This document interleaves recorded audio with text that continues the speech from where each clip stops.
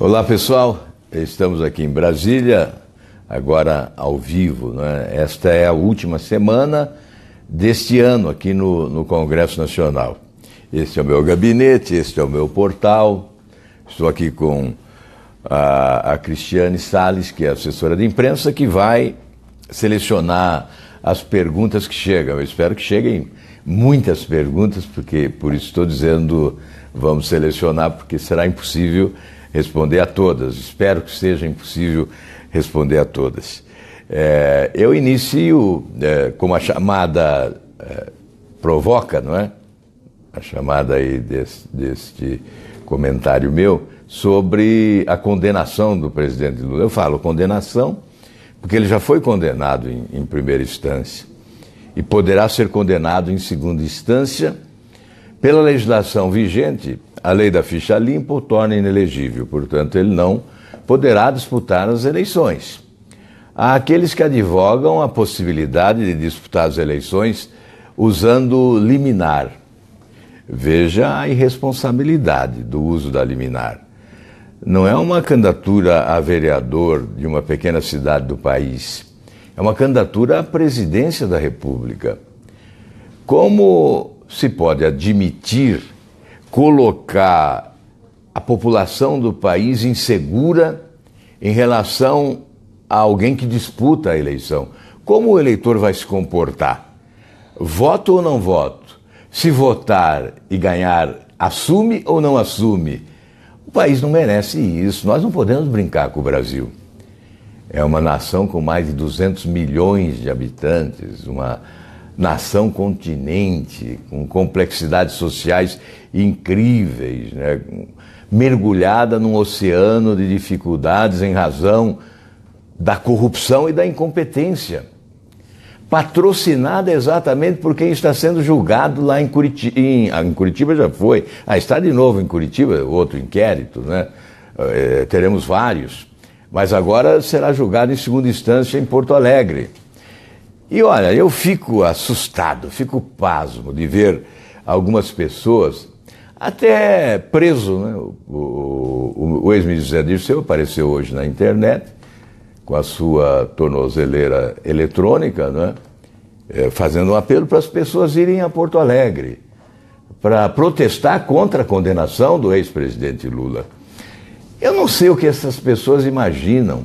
Outros fazendo campanha nas redes sociais, tentando mobilizar a população para que vá a Porto Alegre. Mas olha, por que não se mobilizam para defender um pobre trabalhador, muitas vezes condenado injustamente, não é? Neste caso, está mais do que esclarecido que o ex-presidente comandou uma organização criminosa.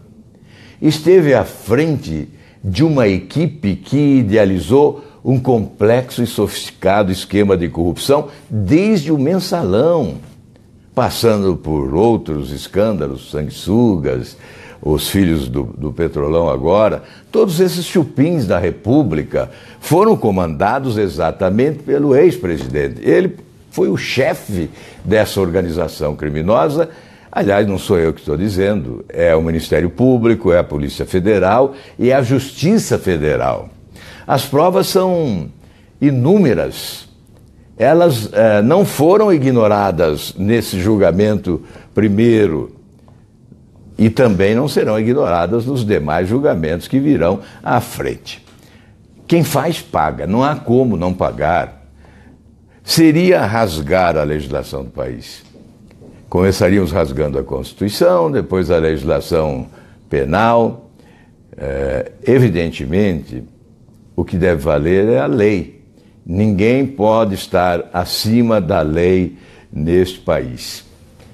Desejar que dispute a eleição alguém condenado, alguém que participou desse esquema de corrupção, que foi o principal artífice, foi o líder de tudo isso. Como? E o Brasil? E os brasileiros? Onde está a decência? Onde está a dignidade? Onde está a honradez das pessoas? Onde estão os valores que devem ser sustentados por quem quer se pronunciar diante da sociedade do país de uma forma ou de outra. Enfim, eu sei que há muita gente indignada com o que lê, com o que vê, com os vídeos que assiste. Muita gente mesmo, porque o Brasil não merece tudo isso. Esse escárnio, né? Essa afronta.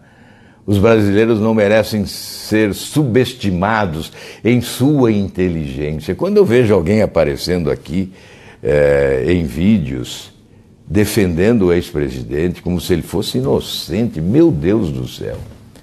Se ele for inocente, quem é culpado desse escândalo todo de corrupção? É uma tempestade devastadora que se abateu sobre o Brasil. Aí esconderam a miséria. Agora aparecem números oficiais do próprio IBGE revelando que 52% estão abaixo da linha da pobreza no Brasil. Eles estavam sendo escondidos pela propaganda mentirosa de um governo corrupto que se instalou no país e agora querem proteger o corrupto maior, aquele que comandou todo esse processo. Bem, vamos responder outras perguntas, porque certamente a indignação de todos nós em relação a esse episódio também joga pressão sobre os magistrados que haverão de julgar esta causa. E que Deus os inspire para que o seu julgamento seja inteiramente justo. Nós não queremos injustiça, queremos justiça. Bom, vamos lá. Aqui está já, a Cristiane já anotou algumas perguntas que chegaram. Eu vou aqui responder ao Vitório Lima. O senhor vai ser candidato a presidente ou a governador do Paraná? Bem, essa pergunta certamente ocorre porque a Gazeta do Povo, o Jornal do Paraná, publicou hoje uma pesquisa e me coloca também como candidato ao governo. Eu quero agradecer à população do Paraná que dá uma vitória expressiva, esmagadora, mesmo não sendo candidato, ao colocar o nosso nome na pesquisa, a preferência é destacada, né, com quase 50% dos votos, mesmo sem 43 e alguma coisa dos votos, mesmo sem estar colocado como candidato, porque na verdade o que se coloca pouco ou não na imprensa é que sou candidato a presidente, pré-candidato a presidente, não é? Então, as pesquisas, quando colocam duas coisas, acabam confundindo e acabam até comprometendo o resultado final.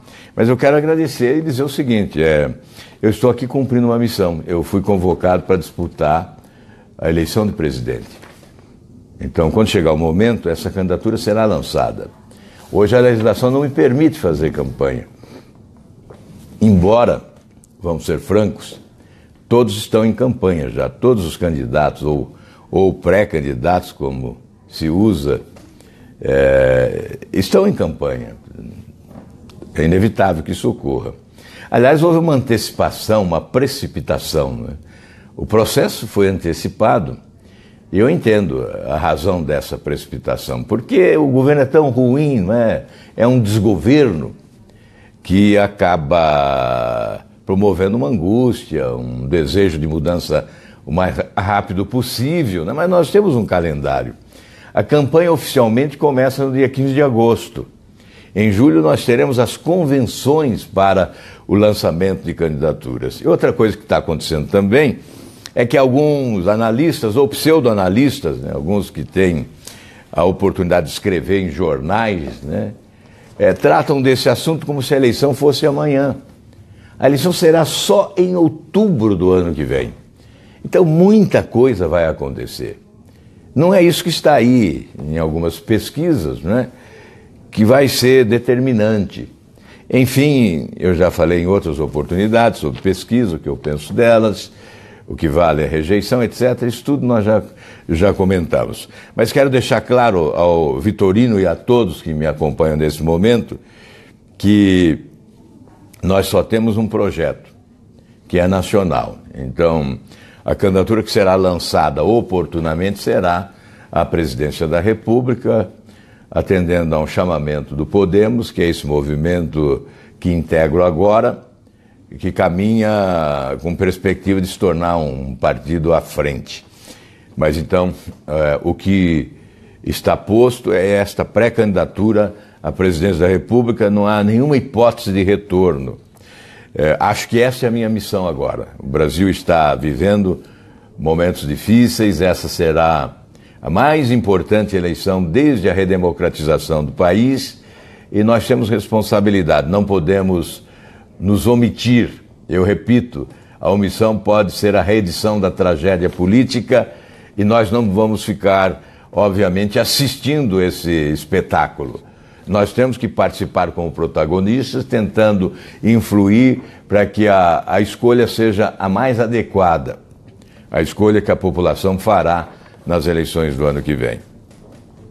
Aqui o João Colares pergunta: o senhor acha que Lula vai disputar as eleições?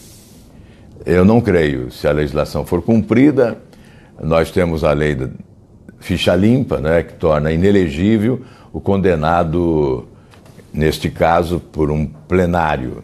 Então, essa condenação em segunda instância se dá pelo pleno do tribunal, portanto, ele se torna inelegível. E há ainda a jurisprudência do Supremo que leva para a prisão, vai para a cadeia o condenado em segunda instância. Portanto, o cumprimento da legislação é o que nós esperamos. Alcione Lira: o ano acabou e o foro privilegiado não foi votado. É uma lástima, porque já deveria ter sido aprovado.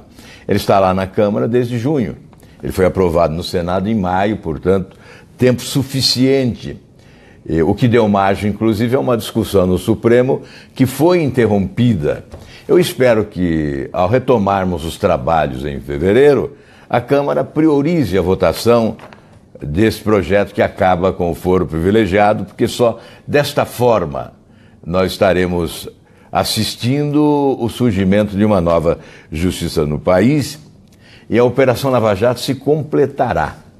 Ela só não se completará se nós não acabarmos com o foro privilegiado. E isso depende só da Câmara dos Deputados agora. Luciano Martins: como o senhor tem visto o comportamento do Supremo, especialmente do ministro Gilmar Mendes, de soltar os acusados?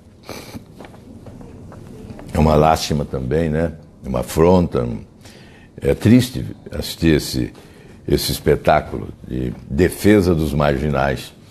E nós tivemos ainda ontem, né, uma decisão em relação a vários parlamentares que estavam sendo denunciados pelo Ministério Público, pela Procuradoria-Geral da República, com parecer favorável do relator, o ministro Edson Fachin, e a denúncia não foi acolhida.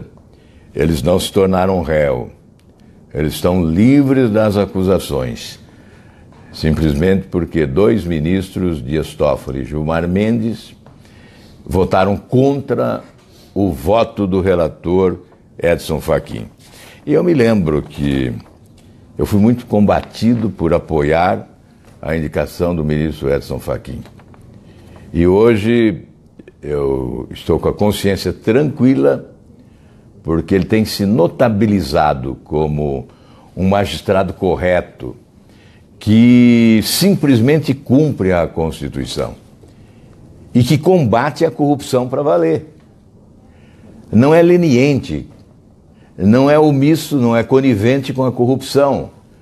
No dia de ontem nós pudemos constatar mais uma vez, mas isso tem sido recorrente. Até agora, o ministro Edson Fachin não deu tiro no pé. Ele esteve sempre com competência e com imparcialidade, interpretando a legislação no país e julgando corretamente, como relator desta ação referente à Operação Lava Jato. Portanto, os cumprimentos ao ministro Edson Fachin, e, obviamente, não podemos concordar com o posicionamento dos outros ministros que não atenderam ao voto do relator. João Bezerra: quando o senhor vem à região norte, É, o mais breve possível. Nós estamos com muita pressa de ir a todas as regiões do país. Eu já fui ao Pará 2 vezes, mas temos que ir aos outros estados. Amazonas, por exemplo, temos que preparar uma visita a Manaus urgentemente. Leonardo Duarte, como o senhor vê a reforma da Previdência proposta por Temer? Acho uma reforma simplista, que não alcança a complexidade social desse país-continente. Um país com diferenças incríveis, não é? Não só regionais, também sociais. A longevidade, por exemplo, para alguns é uma realidade, para outros, outra realidade. Para determinada região, uma realidade mais dramática. Então é preciso considerar essas disparidades, não é? E as atividades, elas são também díspares, são diferentes em matéria de desgaste, mais desgaste, menos desgaste, área rural, área urbana. É preciso discutir uma reforma com a sociedade para eliminar conflitos e não alimentar conflitos, já que quando a proposta de reforma alimenta conflitos, ela fica comprometida em matéria de eficiência. Eu não creio que esta reforma proposta pelo presidente Temer, que só pode ser esta porque não tem credibilidade para apresentar outra proposta mais complexa, mais densa em relação aos problemas do país, mais eficiente, portanto, mais inteligente, ele só pode apresentar essa.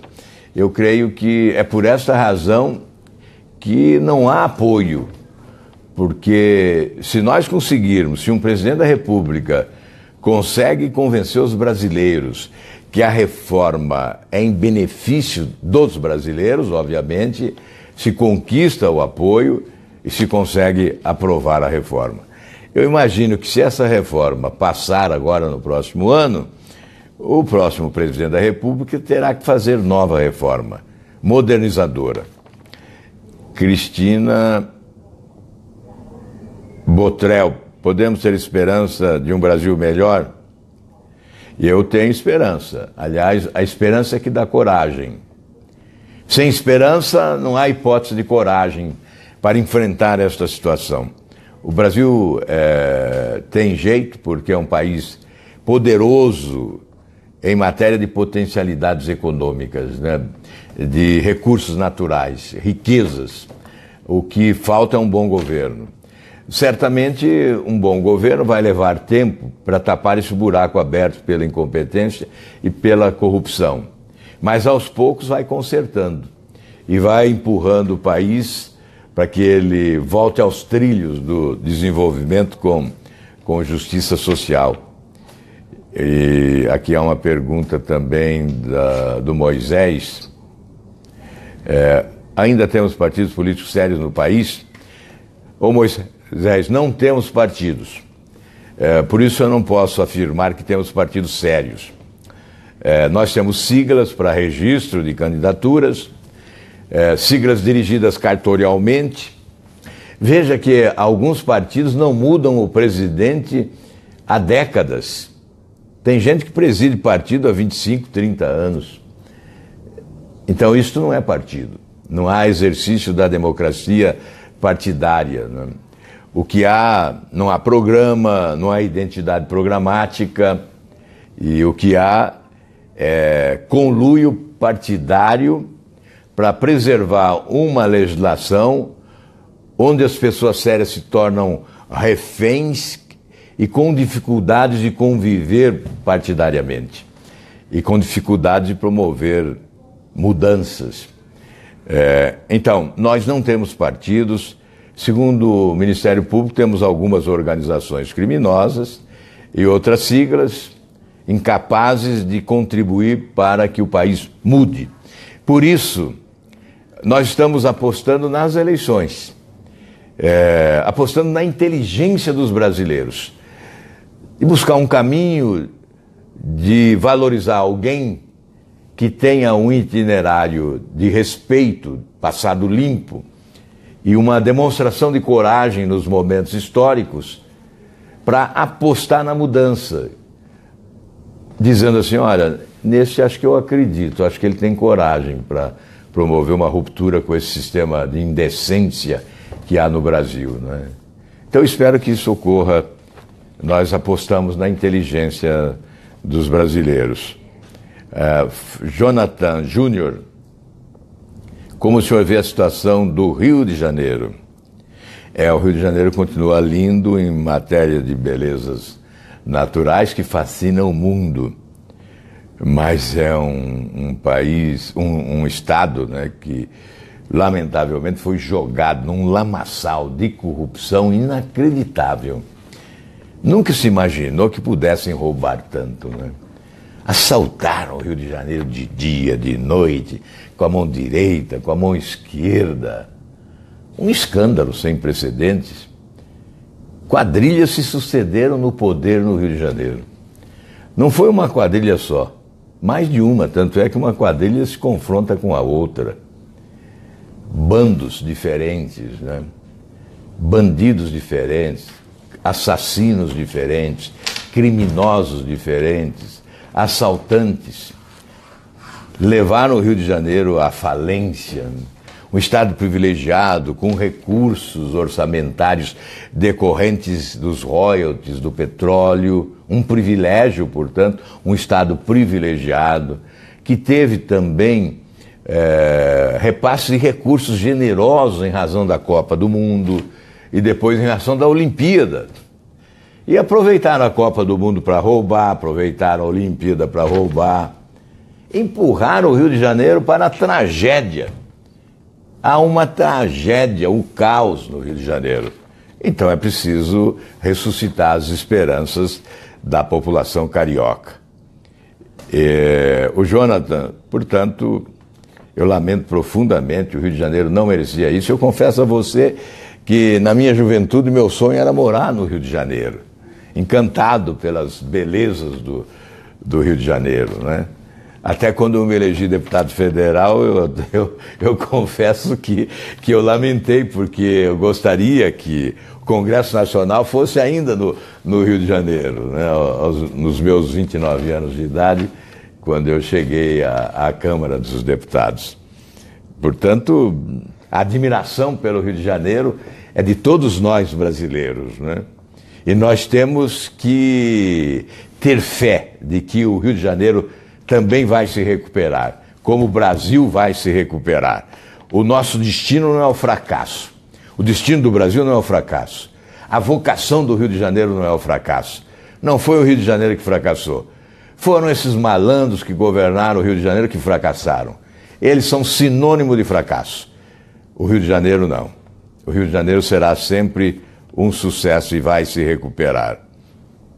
Fábio Simeone, quando vão retirar direitos e privilégios dos políticos, eu quero assumir esse compromisso. Durante a campanha eleitoral, quando ela chegar, esse será um compromisso assumido assim com muita clareza da nossa parte. Fábio, nós temos um presidencialismo de muita força, né, de muito poder. Então, o presidente da República é que tem que ser o líder dessas mudanças. Acabar com esses privilégios. E eu acho que eu posso falar, Fábio, com você e com todos, com muita franqueza, porque eu acabei com os meus próprios privilégios, né? Como eu não recebo aposentadoria de ex-governador, isso em valores atualizados seriam mais de 10 milhões de reais. Eu estou dispensando mais de 50 mil reais por mês, né? O da aposentadoria, mais o auxílio moradia e mais a verba indenizatória. Mais de 50 mil. Então eu acho que eu tenho autoridade em falar no combate aos privilégios, acabar com esses penduricalhos. O que eu acho mesmo é que nós temos que valorizar salário. Salário compatível com a meritocracia. Salário compatível com a função que exerce. Então quem vai para o Poder Judiciário e presta um concurso, já presta o concurso sabendo qual será o seu salário, sem penduricalhos. Quem disputa uma eleição de deputado federal já disputa sabendo qual será o seu salário sem penduricalhos. Então nós teremos que rever todos esses privilégios, além das prerrogativas no plano constitucional, os projetos que já apresentei, se eles não forem aprovados, e provavelmente não serão todos aprovados, mas se chegarmos lá um dia à presidência da República, esses projetos serão aprovados a qualquer preço, sem dúvida nenhuma, com o apoio da população brasileira. Porque com o apoio da população aprovamos tudo, isso não há menor dúvida. O Congresso não é nem uma questão de medo, não, como diria Ulisses, é questão de inteligência e de sobrevivência. Ou aprovam as propostas que são sustentadas pelo apelo popular, ou serão esmagados pela população do país. Então é uma questão de sobrevivência. A Cristina, o seu projeto também acaba com o foro para juízes e promotores? Sim, acaba com o foro para todo mundo. São mais de 54 mil autoridades. Uma emenda aqui só preservou o foro para o presidente da República, o presidente do Supremo, o presidente da Câmara e o presidente do Senado. Só essas 4 autoridades é que ficam ainda com esse privilégio do tal foro. Mas as demais autoridades, mais de 54 mil, portanto, trata-se de um salto civilizatório, né? Todas essas autoridades perderão o foro privilegiado. Vamos aqui atender agora a curiosidade de Jürgen Alemão. O que o senhor faria, se eleito presidente, para reduzir a carga tributária? Olha, é uma das principais propostas de reforma, a chamada reforma tributária. Eu advogaria o imposto quase único. Não o imposto único, mas um imposto que poderia ser considerado o carro-chefe da arrecadação, acoplado ao imposto de renda, que tributaria apenas os ganhos maiores, não tributaria os ganhos menores. Fixaríamos aí um limite. Por exemplo, quem ganhar acima de 30 mil reais por mês paga o imposto de renda. Proporcional, portanto, ao que ganha. É uma forma de distribuir renda, de promover justiça social e não perder receita, porque a receita é necessária para atender as demandas sociais, para atender setores fundamentais de saúde, educação, segurança pública, transporte, desenvolvimento, enfim, geração de emprego. E é possível reduzindo a carga tributária, porque a consequência mais importante será a redução dos preços dos produtos consumidos pelos cidadãos, não é? Então, o preço da gasolina, por exemplo. Como é possível reduzir o preço da gasolina? Obviamente, reduzindo tributos. Eliminar o imposto de medicamentos, da cesta básica. É possível, desde que se faça uma reforma tributária inteligente. E é o que nós pretendemos fazer. Você pode ter certeza que o Brasil vai se desenvolver mais. A roda da economia vai girar com mais força, o governo vai arrecadar mais, o povo brasileiro vai pagar menos impostos. Nós temos exemplos na prática. Quando eu fui governador, eu vou apresentar aqui este exemplo, né? Peço até desculpa por colocar algo que foi da minha gestão no governo do Paraná, mas lá nós tínhamos uma sonegação incrível na área da carne, né? Os frigoríficos, para sobreviver, sonegavam. Por quê? O ICMS da carne era de 17%, a alíquota era 17%. Nós reduzimos para 7% e tivemos um ganho. A receita cresceu 300% no setor. Ou seja, os frigoríficos passaram a pagar, não sonegaram. Então esse é o compromisso que um governo pode celebrar com a sociedade, com os empresários, né? A não sonegação e, em troca, a redução da carga tributária. E a consequência será a redução dos preços dos produtos, porque hoje os produtos são caros porque está embutido o imposto que a indústria paga, que o comércio paga.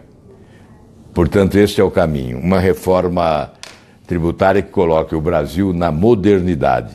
Porque hoje nós somos aí um país do quinto mundo, né, em matéria de modelo tributário, o que coloca em desvantagem também os nossos exportadores. No momento de exportar, eles sofrem as consequências desse modelo tributário muito distante da modernidade do modelo tributário da Europa, dos Estados Unidos, da Ásia, enfim. Como administrar um país com um Congresso repleto de corruptos? Rafael Oliveira. Olha, na verdade, quem corrompe o Congresso é o Executivo, né, que coloca o balcão de negócios, que aceita esse toma lá da cá, que loteia o governo, que entrega para os partidos políticos que apoiam os cargos fundamentais da administração pública, com isso abre portas para a corrupção. Então, um presidente da República honesto, corajoso, ele vai contar com um Congresso mais sério. O Congresso se tornará sério. Pode escrever isso. Quem toca a música dançada pelo Congresso é quem governa o país. Se a música é corrupção, o Congresso dança essa música como veio dançando nos últimos anos. É claro, com as exceções que, inclusive, valorizam a regra, né? Lamentavelmente. Então, com certeza, Rafael, é possível administrar o país com o Congresso que será eleito no próximo ano. A população já vai certamente selecionar bem e depois, com um governo sério, o Congresso também se comportará de forma republicana como deve. É evidente, as exceções serão corrigidas pela responsabilização, eventualmente civil e criminal. Há que ser implacável no combate à corrupção. É por isso, Rafael, que quando governador gerou muita polêmica, porque usei um expediente chamado prisão administrativa, que à época existia, era constitucional. Era um dispositivo da Constituição que permitia o chefe do Executivo decretar a prisão se eventualmente constatasse desvios ilícitos praticados, corrupção, enfim. O que nós fazíamos diante de alguma denúncia era instaurar os procedimentos para o inquérito administrativo e, confirmando o desvio, o governador decretava a prisão. E eu tive que decretar a prisão de 28 pessoas, entre servidores públicos e empresários, em negócios promíscuos celebrados do setor público com o setor privado. Então, há que ser implacável no combate à corrupção, como fomos, por exemplo, com a anulação de uma licitação que foi uma obra de um cartel de grandes empresas empreiteiras, né? Uma licitação superfaturada, os preços estavam no teto. Nós percebemos isso, fomos à Justiça, interrompemos aquele processo comandado pelo cartel das grandes empreiteiras, anulamos a licitação, a Justiça nos autorizou a construir a obra, que é uma usina hidrelétrica sem licitação. Veja a que ponto chegamos, que conquista. Constituímos um consórcio de 3 empresas médias e economizamos 103 milhões de dólares. Está lá a obra, que é a usina de segredo, e que eu dizia à época que mais do que uma obra de engenharia, era uma obra da moralidade pública, porque se tornou referência para os preços que foram praticados em seguida na construção da usina de Caxias. Portanto, além dessa economia, tivemos a outra economia e a possibilidade de usar os recursos que sobraram na construção de outra barragem em outro rio, no Rio Jordão, que aumentou a capacidade de geração de energia. Portanto, veja o ganho. É por essa razão que eu sempre digo que a população não tem como avaliar o quanto deixa de perder quando elege um governante honesto. Aqui é Isabel Dias. Isabel Dias. É Dias, mas não é minha parente, a Isabel. Ela pergunta, não temos partidos e políticos em demasia? Sim, sim, sim. Aliás, quando eu me elegi senador, em 99, a eleição foi em 98, assumi em 99, meu pai, que era vivo à época, ele me fez essa pergunta, você não acha que tem políticos demais? E eu prometi a ele que ia trabalhar para reduzir o número de políticos no país. E posso prometer a você, Isabel, que vou continuar trabalhando para reduzir o número de políticos e o número de partidos. Há que se reduzir o número de senadores, deputados federais, deputados estaduais, vereadores, e reduzir o número de partidos com uma reforma política que introduz uma cláusula de desempenho mais rigorosa. Aí sim nós reduziremos o número de partidos representados no Congresso Nacional.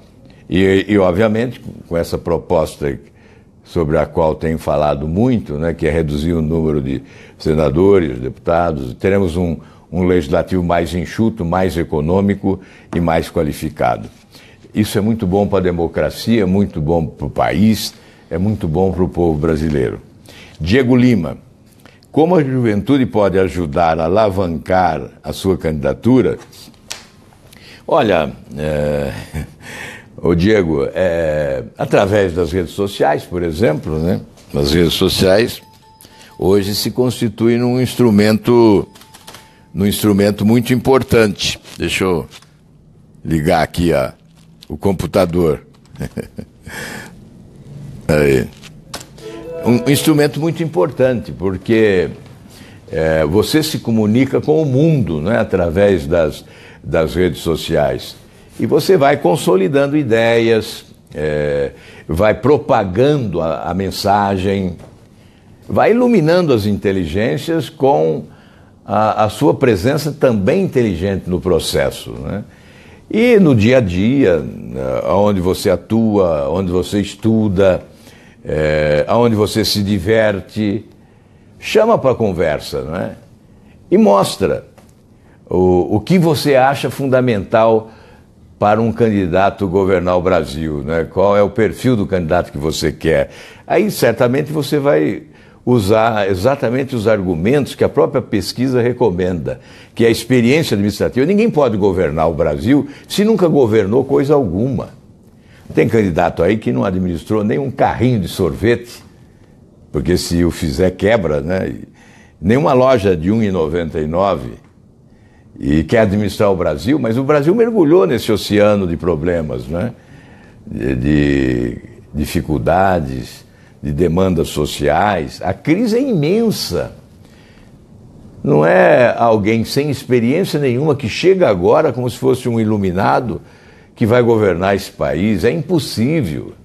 Aí o que haverá, certamente, é um desastre maior, né? Então, a juventude pode participar ativamente disso. Não se encantar aí com encantadores de serpente, animadores de auditório, né?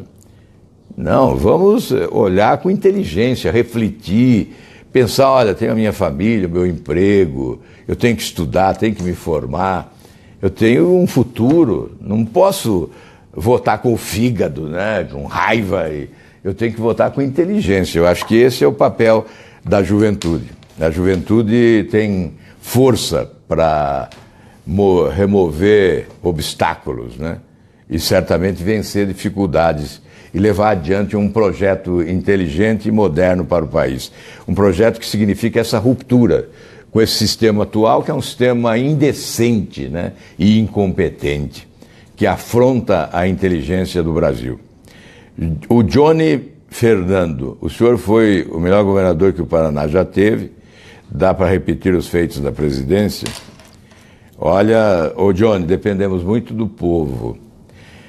Se a população apoiar as reformas necessárias, quando o presidente chegar e anunciar as mudanças que pretende e conseguir convencer a população que elas são mudanças favoráveis à população e houvesse apoio maciço da população, com certeza tudo dará certo.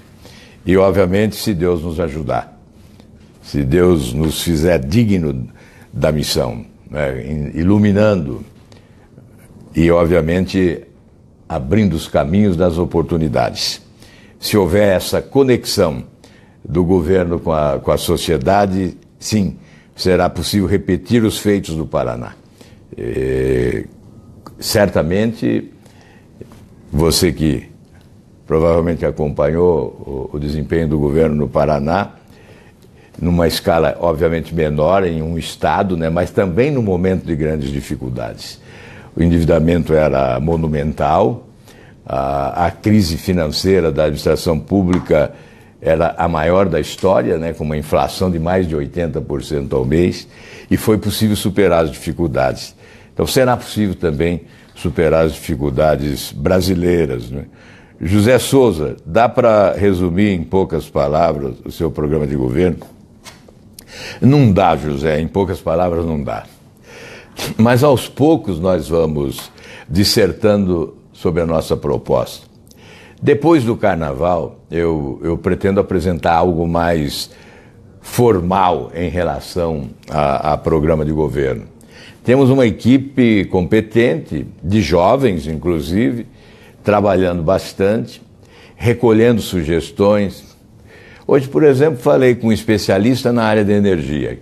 Foi ministro de Minas e Energia e foi presidente da Copel quando eu fui governador, um grande engenheiro da área de energia, o Luiz Francisco Cibuti Gomide, né? E pedi a ele sugestões. Tenho feito isso em todas as áreas. E há aqui uma equipe que seleciona essas sugestões. E nós vamos ter certamente, já depois do Carnaval, um plano de reestruturação da economia do país a ser apresentado ao Brasil. Isso nós faremos provavelmente depois do Carnaval, porque você sabe, ô José, o Brasil funciona depois do Carnaval, né? Então, nós temos que aguardar, essa é a nossa realidade. Vamos responder agora a última pergunta. O Sandro Pineda, como o senhor vai lidar com a educação e com os professores se eleito? Com o maior respeito. Olha, Sandro, eu fui o relator. Primeiro eu quero dizer a você que eu sou o autor da aposentadoria especial do professor. Eu era ainda um jovem de 30 anos, provavelmente, deputado federal, e fui o autor do projeto que concedeu a aposentadoria especial ao professor, para ele se aposentar, a mulher professora aos 25 e o professor homem aos 30 anos de serviço no magistério. Eu fui relator aqui do Plano Nacional de Educação. Aliás, no Paraná, como governador, nós iniciamos o projeto Tempo de Criança, que é um ensino integral, bem antes da instalação desses equipamentos para o ensino integral no país, né? E concedemos a gratuidade de ensino nas universidades do Paraná. E a Fundação Carlos Chagas, que à época avaliava o desempenho da educação nos estados, conferiu ao Paraná o título do estado com a melhor educação no país. E eu fui relator agora, recentemente, do Plano Nacional de Educação. Apresentamos mais de 100 emendas. 50 foram aprovadas. Certamente, se todas fossem aprovadas, teríamos um plano melhor. Mas mesmo o que restou, conferiu ao país um bom Plano Nacional de Educação, só que ele não é cumprido. Então, nós vamos valorizar os professores, nesse plano está claro isso, né? Os professores em 5 anos teriam que receber salários equivalentes a profissionais com cursos similares, né? Então, curso superior. Então, o professor receberia igual advogado, igual médico, engenheiro, enfim, salário equivalente, não é? Então, valorização, formação, valorização, ascensão profissional, tudo isso está previsto no Plano Nacional de Educação. A fixação dos 10% do PIB para a educação também. Então, nós temos um compromisso com a educação. Eu vou fazer apenas referência a apoios que chegaram, participação, não é?